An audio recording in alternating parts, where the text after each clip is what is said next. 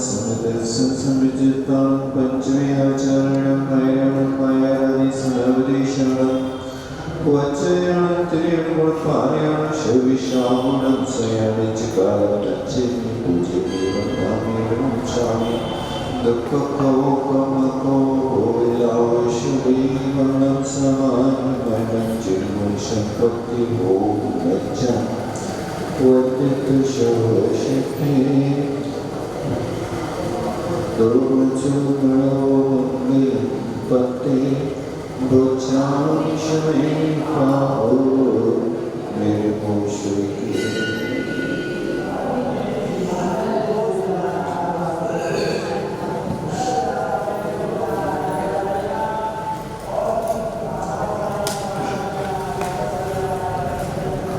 यहाँ पर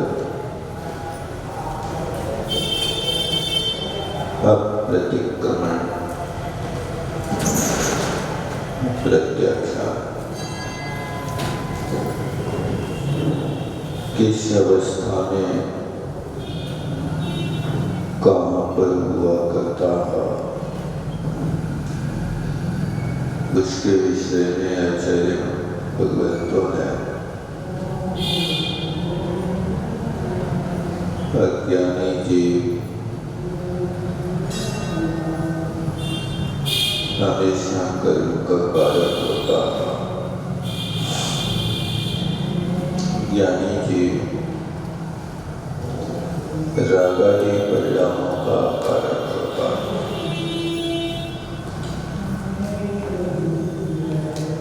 ज्ञानी जीव अपने स्वरूप का हमेशा विचार करता है,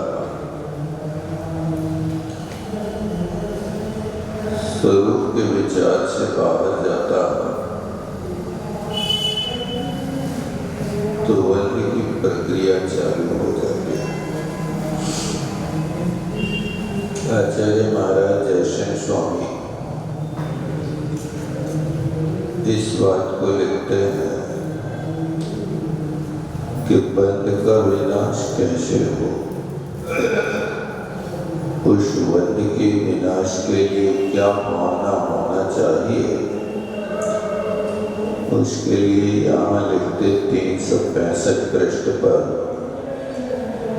दूसरे पैराग्राफ की दूसरी लाइन, तस्य बंधस्य विनाशार्थं विशेष भावना आ। उस रागादि परिणामों के निमित्त से होने वाला जो बंध है, उस बंध का विनाश करने के लिए भावना माना चाहिए। उस भावना के लिए यहाँ विशेष भावना लिखा है। उस विशेष भावना के लिए यहाँ कहते हैं ऐसी भावनाओं से बंध का नाश होता है। कहते सहज श्रुति ज्ञानानंद एक स्वभाव, ये भावना व्यक्ति को भगवान बना देती है। सहज का अर्थ होता बिना खींचातानी के, बिना संक्लेश के सहज अवस्था।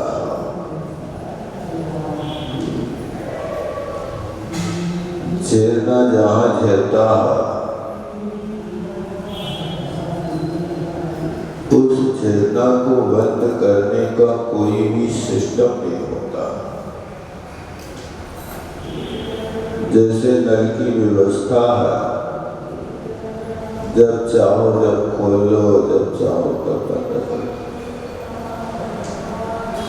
झरना सहज झरता रहता। ऐसी आत्मा के पास शक्ति है उस शक्ति को प्रकट करने के लिए पहले भावनाओं की आवश्यकता है। भावना बहुत नाशनी होती है,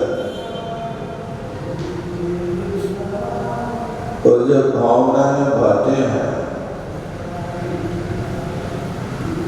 तो अशुभ से बच जाता है। शुभ में प्रवृत्ति होने लगती है, मेरा तो ये स्वरूप है, लेकिन मैं कहाँ झांका बात कर रहा हूं। इसलिए ये भावना ध्यान के योग सूत्र हैं। इस सूत्र माने जाते हैं सहज और शुद्ध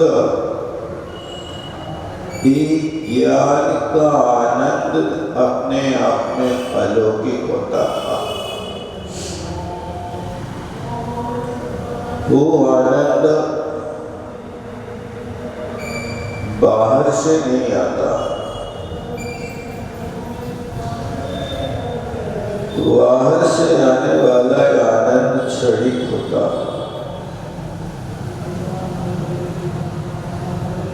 और भीतर से आने वाला आनंद अलौकिक होता।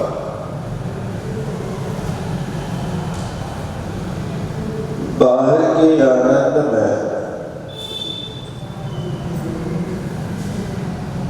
आपके पास खुशियां हो सकती हैं, लेकिन हो सकता किसी की आंखों में पानी बह रहा, क्योंकि ये जो बाहरी आनंद हो सकता है आप किसी को सता करके उसको आनंद लेने में शक्ति लगा रहे हैं। स्नान करके बाहर आए, कैसा लग रहा? आनंद आ गया। घंटा भर पुल में तैरता रहा, निकला आज तो अलौकिक आनंद आ गया।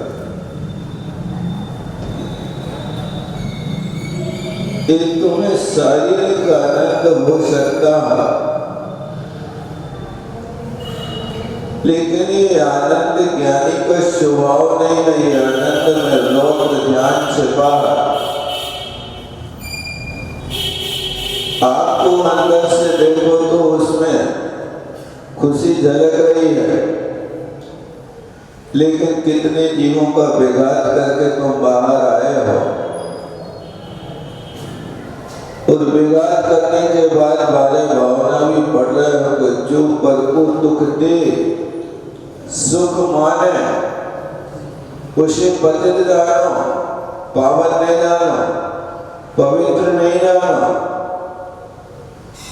आप पवित्रता खोज रहे हो कि आज मैंने स्नान करके इस क्रिया को करके सुख लिया, लेकिन वो सुख नहीं दुख का कारण। सुख सहज होता, इसलिए लिखा सहज शुद्ध ज्ञानानंद एक स्वभाव। मूल स्वभाव तो ये है मेरा। ऐसी बार बार भावना करने वाला साधक कर्म बंध की प्रक्रिया से बचता। इसलिए भावनाओं को संपर्क के प्रकरण में और निद्रा के प्रकरण में रखा। अनुप्रेक्षाओं का बार बार चिंतन करो। तत्वार सूत्र में 9वें अध्याय में तुम यदि गुप्ती से बाहर आ गए हो प्रवृत्ति करना पड़े, निश्चय में नहीं रह पाए तो चलना पड़े, खाना पड़े, बोलना पड़े, उठा धरी करना पड़े, समितियों का पालन करना।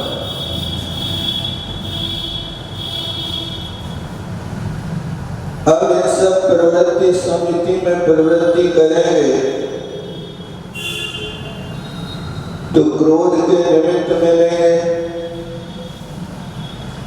भिक्षा के लिए जाएंगे, सामने वाला व्यक्ति विरोधी दल का आकर के आपकी गालियां दे, निंदा करे, नंगा कहे, जो उसके जी में आए सो कर सकता। ऐसे निमित्त मिलने पर भी क्रोध उत्पन्न नहीं होना तो क्षमा धर्म है। ये भी संबर निद्रा का कारण है, क्योंकि जब समिति में प्रवृत्ति करेंगे तो अन्वेषण के लिए जाएंगे तो ऐसे निमित्त बनेंगे, तब उस परिस्थिति में 10 धर्म की व्यवस्था बनाई। मृदु बने रहना, कपट नहीं करना, निश्चल भाव करना, दूसरों के छलने में आत्मा में छाले पड़ते हैं, बाहर से लगता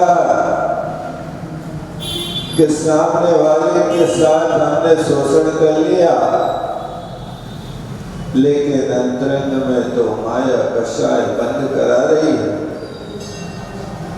संतोष की प्रवृत्ति जीवन में होना, वचनों का प्रयोग सत्यमय होना, इस संबर निद्रा के कारण है भैया। और फिर उसके बाद परीक्षाओं को भी सहन करना। परिचय स्वकृत होते हैं, उपसर्ग प्रकृत होते हैं।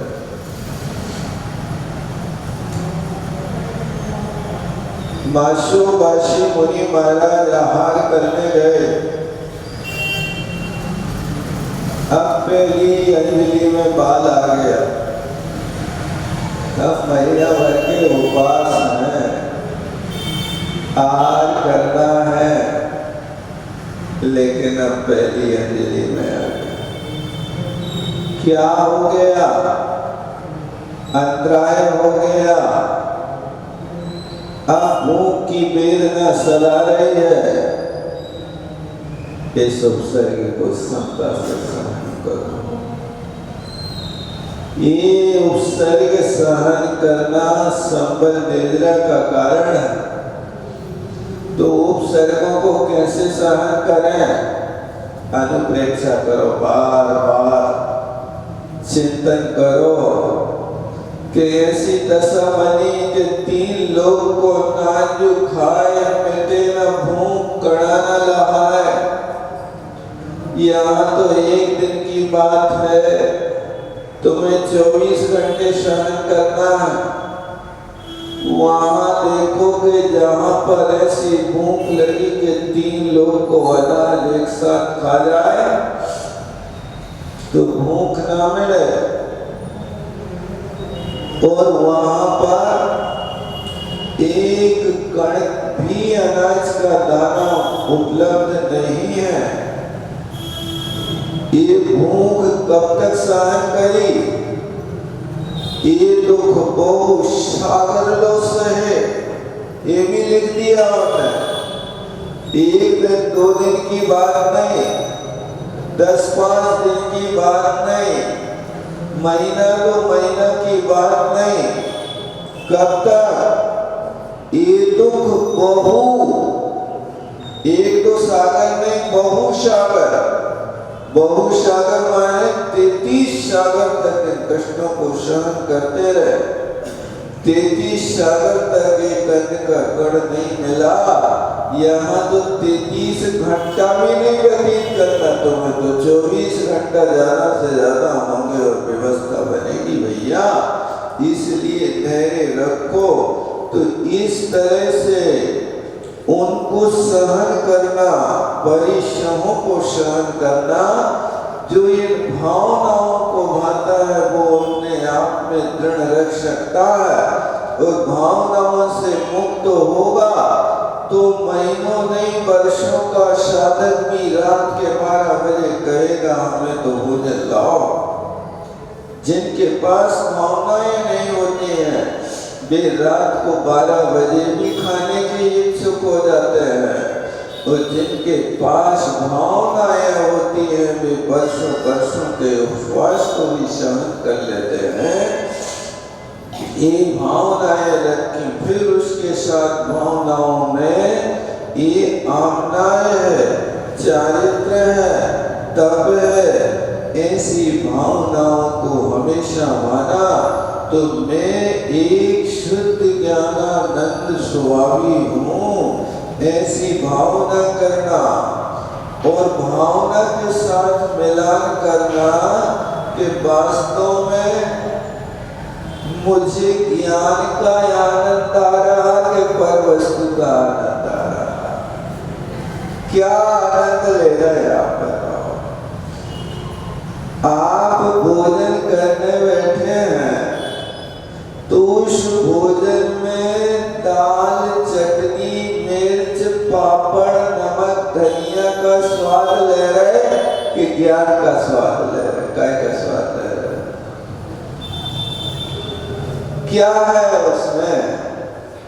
वो वहां पर तुम्हारा ज्ञान ही काम कर रहा है। भोजन तो उस समय वो ही मांग रहा है, तृप्ति भी उसी को हो रही है, लेकिन अभी विषयासक्ति इतनी है कि आप ज्ञान को ज्ञान के रूप में भोग नहीं पा रहे। उस ज्ञान का उपयोग नमक और मिर्ची के रूप में कर रहे हैं। जड़ कभी नमक मिर्ची नहीं मांगता, जड़ कभी पापड़ भरी नहीं मांगता, मांगता तो ज्ञान है, लेकिन वो ज्ञान सरार अवस्था से भरा हुआ है, लिप्सा से भरा हुआ है। इसलिए वो ज्ञान का आनंद तुम बड़ी पापड़ में खोज रहे हो, और ज्ञानी वहां से हट करके अपने ज्ञान का अनुभव स्वयं करता है। ये दशा ज्ञानी की होती है। ज्ञान तो हमारा है, लेकिन उपयोग दूसरों के लिए करते हैं, अपने लिए उपयोग नहीं करते हैं। हमारे पास ज्ञान हो गया तो पांडित्य दिखाएंगे, दूसरों को रास्ते दिखाएंगे, दूसरों को उपदेश देंगे, तुम ऐसा करो, तुम ऐसा करो। तुम कैसा कर रहे हो एक बार अपने विषय में भी तो सोच के देखो कि जैसा सामने वाला व्यक्ति शरीर से प्रकट रूप क्रिया कर रहा है, वैसी क्रिया क्या तुम्हारी मानसिक रूप से तो नहीं हो जाती है कभी? ये भी तो आप अपने अंदर झांक करके देखो। एक कोई मन से करता रहता है, कोई मन में नहीं संभाल पाता तो वचन से कर बैठता है, और जब वचनों से भी नहीं संभाल पाता तो शरीर से कर बैठता है। ये जो कर बैठा वो पकड़ा गया। अब वो पकड़ा गया तो उसके लिए तुम दोषी कह रहे हो कि देखो ये ऐसे पापी हैं, लेकिन आप सोचो तो कि क्या ये भाव आपके मन में कभी नहीं आए क्या? ये भाव यदि आए हैं तो वो काम तुमने मन से तो किया ही है ना। उस काम को करके मन से करने के बाद भी कर्म का बंध तो किया ही है, तुम बचे कहाँ हो उससे? इसलिए देखो क्या लिखा, ज्ञान का आनंद लो, पर पदार्थों में आनंद खोजना यही अपनी भूल है। परमेश्वर खोज रहा है और पर में सब कुछ अपना मानता, पर वस्तु के लिए रो रहा है। मैं पूछता हूं कि आपकी आंखों में आंसू आते हैं तो पर वस्तु के लिए आते कि निज वस्तु के लिए आते हैं? ठंडे दिमाग से सोचो। आपकी मान लीजिए कोई चीज गुम जाए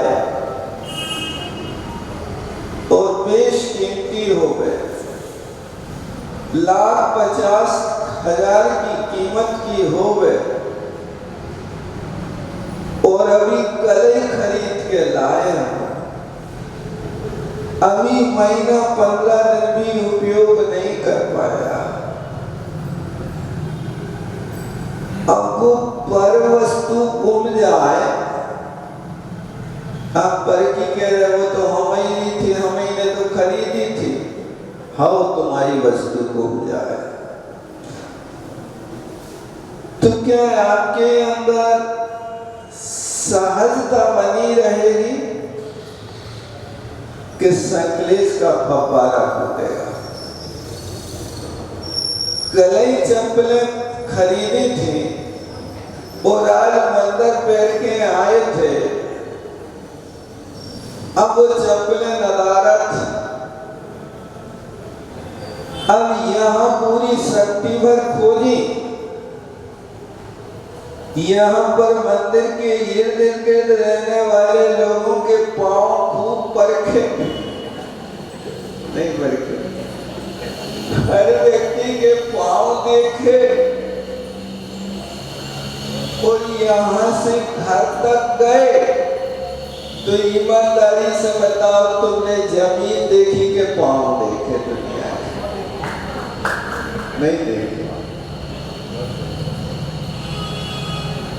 अब उस पर वस्तु के लिए घर जाके आंसू आ गए कि सुकर्म को उदय है कि 1,000 रुपया की चप्पलें खरीदी और 2 दिन नहीं पहन पाए, आंसू तो आ जाता है, नहीं आ जाता।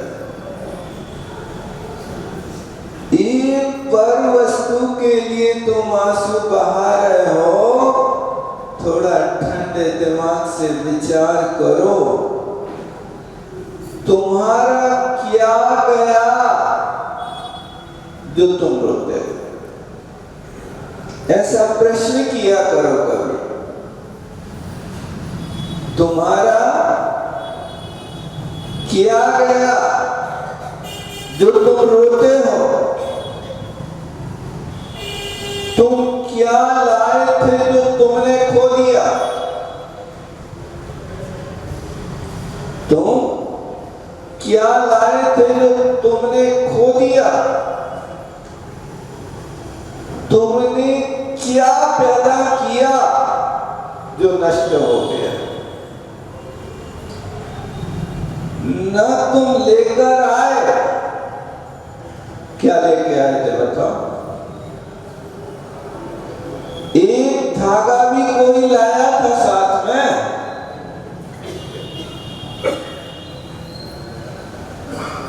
जब आए थे तब शरीर के ऊपर एक मांस की खोली और लिपटी थी, यहां की तो कोई वस्तु थी ही नहीं।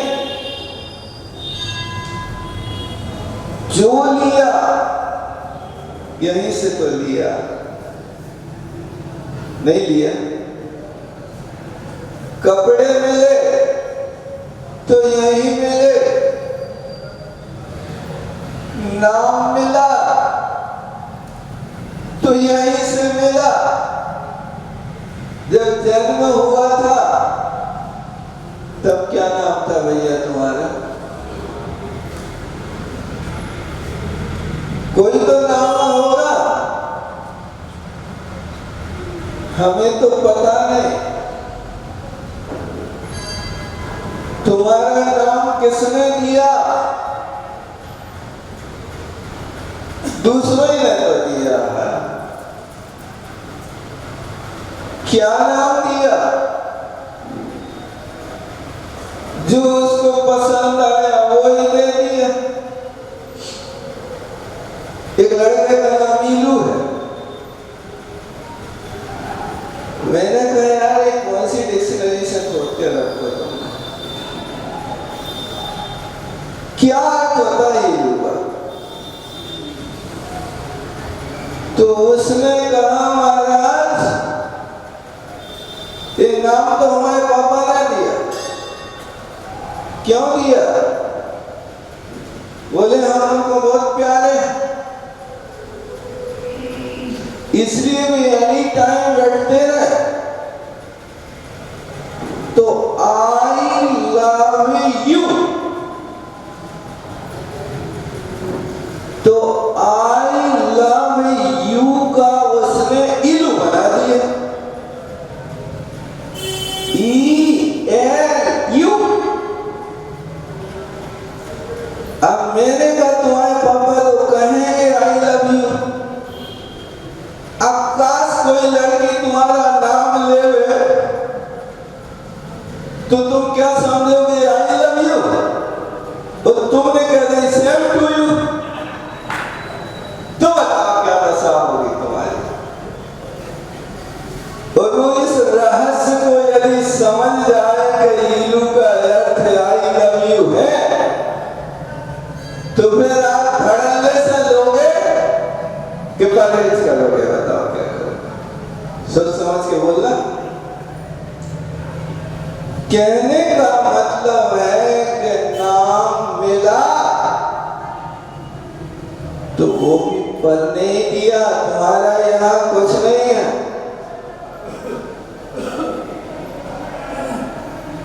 और घर मिला तो पर का है, तुम्हारा है क्या?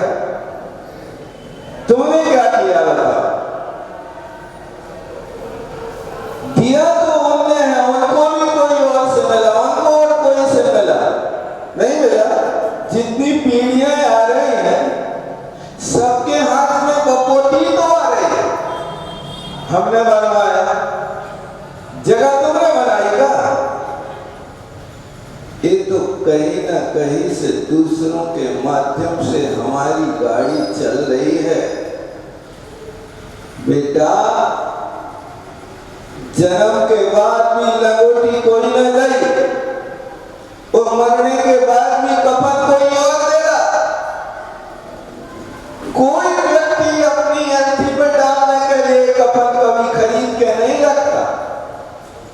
कोई ने रखा हो तो बता दे मुझे। वो कफन भी कोई दूसरा देता। किसी ने लिखा, रे मानव इस दुनिया में बेलिबास आए थे और एक कफन के लिए इतना बड़ा संघर्ष करता रहा, और वो भी अपने पैसों से नहीं खरीदा। उस कफन को भी किसी ने दूसरे ने दिया। कफन में चीज नहीं होता तो फिर क्यों रोते हो? आप क्या लाए थे? तुम्हारा क्या था जो तुम रो रहे हो? आंसू बहा रहे हो। छोटी सी घटना होती है, लोग ऐसे रोते हैं, ऐसे रोते, करुण क्रंदन करते कि पड़ोसियों का हृदय हिला के रख देते। इस पर वस्तु के लिए रोना बंद करो। रोना है तो अपने लिए रो। हे आत्मा, हम तो कहो न निर्घर आए, हम तो कहो न निर्घर आए, पर घर फिर बहुत दिन बीते, नाम में अनेक घर आए, हम तो कहो न निर्घर आए। आज तक निर्घर में नहीं आई, इसलिए रो। अब मुझे अपना घर मिल जाए हे परमात्मा। आज तक पर नहीं भटकते। रोना है तो इस उद्देश्य से रो। रोना है तो इसलिए रो कि नहीं कमाया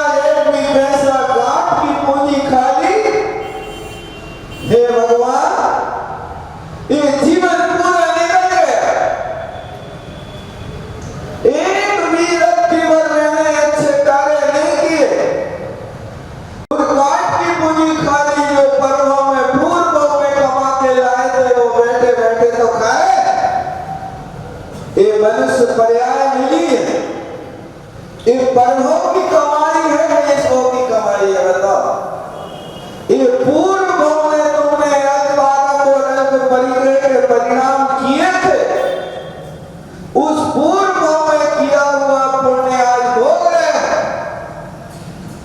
आगे की क्या व्यवस्था है बताओ? आगे कहां जाना है पता है? भगवान जाने, भगवान जाने, इस भरोसे में मत रहना। भगवान पे भरोसा करना, लेकिन भगवान के भरोसे मत बैठना। भरोसे रहोगे तो डूब जाओगे। पुरुषार्थ तुम्हें अपना करना पड़ेगा, परिणाम स्वयं के लिए करना होंगे। इसलिए रोना है तो अपने लिए रो, पर वस्तु मिली है, जब तक संयोग है तब तक रहेगी। वियोग होगा तो तुम उसको पकड़ के भी रखोगे तो भी नहीं ले पाओगे, लाख उपाय करना तो भी नहीं कर पाओगे।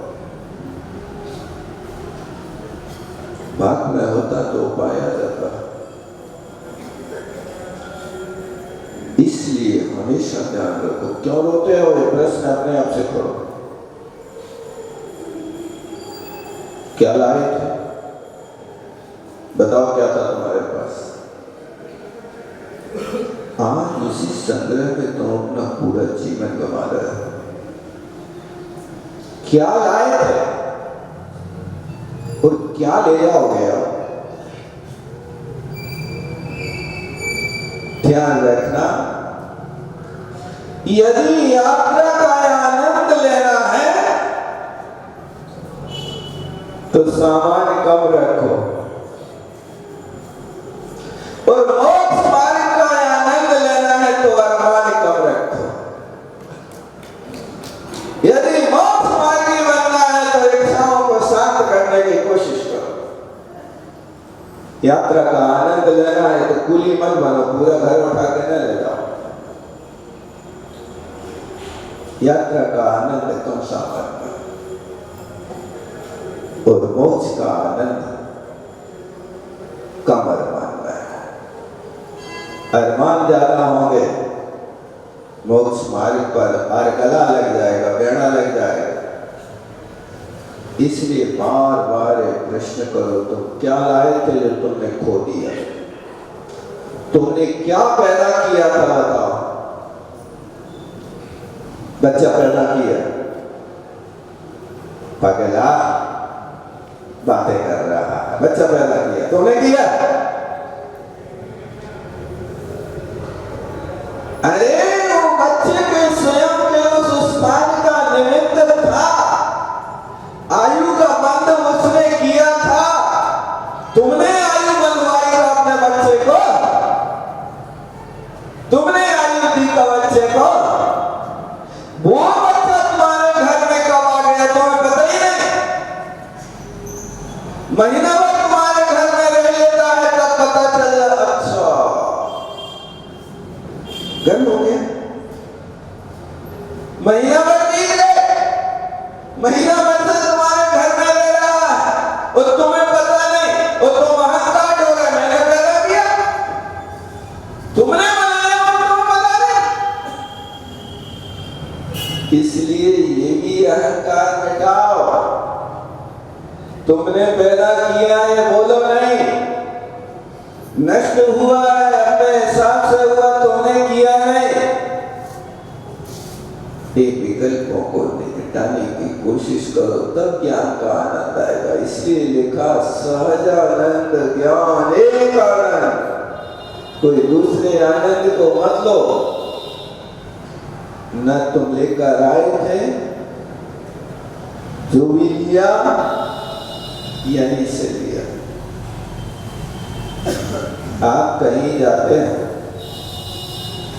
किराए की वस्तु लेते हैं, जहां की तहां सौंप देते हैं, नहीं होता। किराए के कपड़े भी ले लेते हो, मोर मुकुट भी ले लेते हो, और काका चीजें किराए में मिलती हैं, हमें तो पता नहीं है। लेकिन आप लोगों को जो जरूरत होती है वो किराए की ले आते हैं, किराए की साइकिल भी मिल जाती है। अब किराए की वस्तु को लेने के बाद में उसको अपनी मानते के वापस कर देती ईमानदारी से। घंटा भर साइकिल चलाओ, 1-2 रुपया जो उसका किराया बने दे तो अपने भाव, उससे अपना कोई मोहम्मद कम है। किराए के मकान में रह रहे तो किराए के मकान में भी जब तक रहना सो रहो, खाली करो, अपने चलते बनो, यही होता है। उस किराए के मकान को जैसा तुम किराए का मानते हो, इसी तरह जिस मकान में तुमने स्वामित्व बना रखा उसको भी किराए का माना। क्यों? जब तक आयु रूपी किराया तुमने भरा है तब तक उसके भोगता हो। इसके बाद आयु रूपी किराया पूरा होगा तो तुम्हें उस स्थान से निकलना पड़ेगा। नहीं निकलोगे तो 4 लोग पकड़ के निकाल देंगे। इसलिए भैया पड़े पड़े निकलने की अपेक्षा खड़े खड़े निकल जाओ तो बड़े सुखी रहोगे। जो खड़े खड़े निकल गए पूजा के पात्र हो गए, और जो बड़े बड़े निकले उनको तो मुर्दा को सुनाना पड़ा, राम नाम सत्य है, राम नाम सत्य है। क्या करो? इसलिए ये बार बार विचार करो कि ना तुम लेकर आए थे, जो भी लिया यहीं से लिया, जो दिया वो यहीं का था, किराए का था, यहीं पर दे दिया। खाली हाथ आए थे और खाली हाथ जाओगे, आगे तुम्हारा कुछ भी संबंध नहीं। यहाँ से जाने के बाद में लोग यहाँ तो सालों रोते रहते हैं, वो आत्मा मुड़ के नहीं देखती है कि कौन कौन आंसू बहा रहे हैं और कौन क्या कर रहे हैं। इसलिए इस वस्तु स्वरूप को समझो और समझ करके रोना धोना बंद करो, मूर्छा कम करो, बार बार जन्म और मरण पे विचार करो कि जन्म ऐसी अवस्था में हुआ था और मरण भी होगा, तो मरण के काल में भी कष्ट है। ऐसा नहीं कि अकेले जन्म में होता, मरने में और कष्ट होता है, और मरने के पहले सिग्नल आता है उतने भी कष्ट होने लगता है। क्या कष्ट? जब बुढ़ापा आता ना तो बुढ़ापे की दशा तो बड़ी निराली होती है। एक बुढ़ापे चोरी कोई न पूछे बात, इसलिए कहा आया बुढ़ापा ही कह गया 3 कान में बात। बुढ़ापे ने 3 बातें कान में कही। आया बुढ़ापा ही कह गया 3 कान में बात। मीठा बोलो, निभके चालो और लाठी ले लो हाथ, बुढ़ापे कोई न पूछे बात। तो ये 3 बातें याद रखो बुढ़ापे में। मीठा बोलना सीख जाओ। अभी तक तो तानाशाही चलती रही, जो जैसा आया तुम्हारे वहां भुजाओं में बल था तब तक तो सब चल गया, अब नहीं चल रहा। अब बुढ़ापा है, अब तुम दौड़ नहीं सकते हो। जवानी में तो दौड़ लगा देते थे, अब बुढ़ापे में तो पहले लठिया ढूंढो, फिर इसके बाद रेलिंग पकड़ो, फिर एक एक कदम बढ़ाओ। जवानी में तो ऐसी दौड़ लगा देते कोई हमारा पीछा नहीं कर सकता था। ऐसे कंचा की तरह भाग जाते थे। एक बच्चा था ऐसा, बड़ा आनंद मना रहा था, बहुत आनंद मना रहा था। बोले देखा क्या ऐसा? बोले आज तो मैं 1 रुपया के 3 आम लेके आया। अरे 1 रुपया के 3 आम? अरे भैया 1 रुपया का तो 1 ही आम आता, 3 कहां से ले आया? बोले तुम समझे नहीं, 1 रुपया का 1 आम लिया, 1 आम उठा के मैं भागा,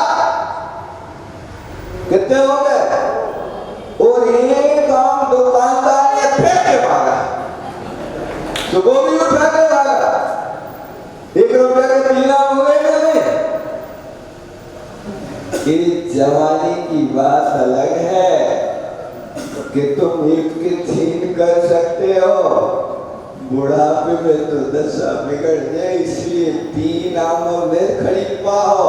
अब तो 3 बातें याद रखो बुढ़ापे में। कौन सी 3 बातें? मीठा बोलो, मीठी बोली, शक्कर को घोल पी के नहीं निकाल सकते, तो मीठा का अभ्यास करना पड़ेगा, इसलिए मीठा बोलो। और दूसरी बात, निभके चालो। अब तुम्हारे नाती पोता भी तुम्हारी बात नहीं सुनेंगे। वार्धक्ये वनिता मृतर्दनु निर्णाम कष्टप्रदा जायते, नव तारा नित्यं नयान्ति भगवन् कष्टप्रदो जायते। एक बूढ़े व्यक्ति ने अपनी दशा लिखी, क्या करे भगवान, वार्धक्ये वनिता मृतर्दनु, बुढ़ापे में पत्नी मर गई, ऐसी दशा में मरी कि अब दूसरा विवाह भी नहीं हो सकता। वार्धक्य वनिता मृतर्दनु कष्टप्रदा जायते, बहुत कष्ट होता, बहुत कष्ट होता, बहुत कष्ट। क्या है? नव तारा नित्यं नयान्ति, नाती पोता पास में नहीं आए, बेटा गालियां दे रहे, बहुएं समय पे खाना नहीं दे रहे, क्या करें? कष्टप्रदा जायते, कष्ट ही कष्ट हो रहा है। हे भगवान, ऐसे बुढ़ापे से तो आप जल्दी सुन लो।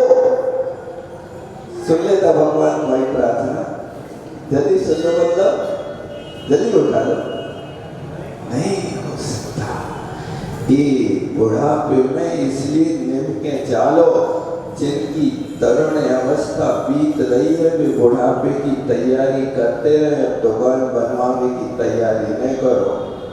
कष्टप्रदा जायते, बुढ़ापे में निभके चालो और लाठी लेना प्रारंभ कर दो, क्योंकि लाठी लेने से एक सहारा होता है और एक शस्त्र होता है। कुत्ता नहीं दौड़ते, लड़ियां दिखा दो, कुत्ता दूर भाग जाए। इसलिए ये 3 बातें याद रखना। इसी बात को आगे कहते, देखो दूसरी बात कह रहे आचार्य महाराज, दूसरा सूत्र दिया, यानी बंध की व्यवस्था को नाश करने के लिए विशेष भावनाएं हैं, ऐसी भावनाएं बार बार भाव। दूसरी भावना क्या कह रहे हैं? निर्विकल्पो हम, मिला करे गला, हाँ लिख रहे, एक ज्ञानी ऐसी भावना भाएगा तो उसका बंध तत्व समाप्त हो जाएगा। मैं निर्विकल्प हूँ, विकल्पात् निष्क्रांता इति निर्विकल्पो हम। पहले आए थे ना संकल्प और विकल्प, ये 2 चीजें कही थी ना, संकल्प और विकल्प। एक दर्शन मोहिनी और चारित्र मोहिनी के उदय से होने वाली व्यवस्था है। अब मुझे कोई विकल्प नहीं है, मैं सारे विकल्पों से मुक्त हूँ, ऐसी बात बात भावना भाव सब कुछ करते हुए भी अपने अंदर की दृष्टि बना करके रखो। इसलिए जो संसार पतन के कारण उन विकल्प जालों को छोड़ निर्विकल्प निर्द्वंद आत्मा फिर लीन उसी में हो। एक कहा है, भावना है ये भी। इस भावना में कहते हैं कि जो संसार पतन के कारण, संसार पतन के कारण क्या है, उन संसार के पतन के कारणों को तुम स्वयं खोजो कि इस भावना से, इस कार्य से, इस क्रिया से इस संसार में डूबोगे और इससे हट करके जो क्रिया होगी उससे ऊपर उठोगे तो जो संसार पतन के कारण उन विकल्प के जाल वाले समुदाय का त्याग करो और निर्विकल्प निर्द्वंद। निर्विकल्प माने कषायों से मुक्त हो, वो निर्द्वंद रहो। द्वंद माने दो होते हैं, वो दो से रहित जहां अवस्था होती है उसको निर्द्वंद कहते हैं। जहां दो होते हैं वहां दोनरा होता है। दोनरा समझते ना क्या कहना था? दोनरा देखो, लड़ाई झगड़ा होते ना उसको दोनरा। तो दोनरा का अर्थ क्या है? दोनों के सिर गरम है, अग्नि जल रही है, इसलिए जहां द्वंद है वहां दोनरा है। तो जहां निर्द्वंद हो, निर्द्वंद हो माने मैं एकाकी, एकत्व लिए सभी आते, मैं तो एक हूँ, एको हम निर्ममा शुद्धो ज्ञानी योगेंद्र गोचरा। ये निर्द्वंद होता है। अभी तुम द्वंद हो के निर्द्वंद हो? बताओ। अभी तो द्वंद में चल रहे हो। जो द्वंद में रहता है वो दुविधा में रहता है। क्या करें, कहाँ जाए, कैसे घर छोड़े, क्या करें? छोड़ता है, बार बार मन बनाता है, फिर एक झटका देता है। जैसे वो होता ना घोड़ा, चलते चलते थोड़ी धीमी चाल होती तो लगाम पकड़ के एक मुखड़े में जबड़ा में जब वो लगाम लगती है तो खून निकलने लगता और बेचारा फिर यहाँ चाल बढ़ा रहा, वहाँ जख्म पड़ रहा है क्योंकि लगाम खींच रहा। यही दशा तो है। थोड़ा सा बहिरा के बढ़ता है और घर से बाहर पांव रखने की बात सोचता है, सो वहाँ अंदर से आवाज आती है कि नेमीनाथ की बारात खड़ी करी है, कौन बाल है इनको? समझ गए? नेमीनाथ की बारात 32 पैदा हो गए थे, अब कौन पालेगा इस नेमीनाथ की बारात को? पालो तो अब नहीं जा सकते। तो बस उस घोड़े की तरह जब झटका लगता है लगाम का, फिर लौट के बुद्धू घर पहुंचा। ये दशा संसारी अवस्था की है। ऐसा बार बार विचार करो। निर्विकल्प हूँ मैं, निर्विकल्प हूँ, बस।